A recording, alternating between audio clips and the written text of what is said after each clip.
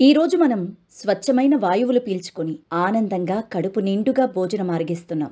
అయితే నేడు అనుభవిస్తున్న ఈ స్వాతంత్ర్యం మన పూర్వీకులు చేసిన అనేక పోరాటాలతో పాటు మాన ప్రాణ త్యాగాలకు ప్రతీక.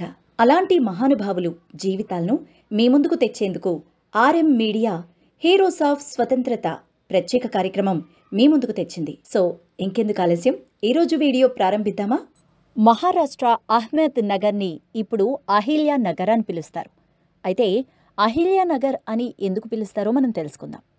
అహిల్యాబాయి హోల్కర్ ఆ రాజ్యానికి మహారాణి. 18వ శతాబ్దంలో ఆడవారికి ఎలాంటి విద్యా హక్కులు ఉండేవి కాదు. కానీ ఆమె తండ్రి గారు తమ రాజదర్బార్లోనే ఇతర మహిళలకు శిక్షణ ఇప్పించేవారు. భారత చరిత్రలో ఈమె పరిపాలన స్వర్ణయుగంగా పిలిచేవారు. ఈమె మహియా సైన్యాన్ని ప్రారంభించింది. అలాగే అస్త్రశస్త్రాల శిక్షణ కూడా స్వీకరించింది. వారి రాజ్యంలో ప్రజల్ని ప్రేమగా చూసుకునేది. అందుకే ఈమెని రాజమాత అని కూడా పిలిచేవారు.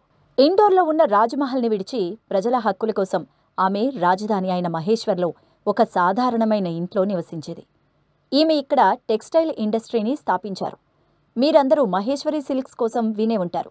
అదంతా ఆమె వల్లే సాధ్యమైంది. ఆమె పరిపాలనలో ప్రజలు ఈ సిల్క్ తయారు చేస్తూ డబ్బులు సంపాదించేవారు. అలాగే పన్ను కట్టేవారు. అయితే ఈ పన్ను ఆమె రాజభోగాలు అనుభవించడానికి కాదు. ఈ పన్నుతో నీటి బావులు మరియు విద్యాసంస్థలు, ఆలయాలు కట్టించేవారు.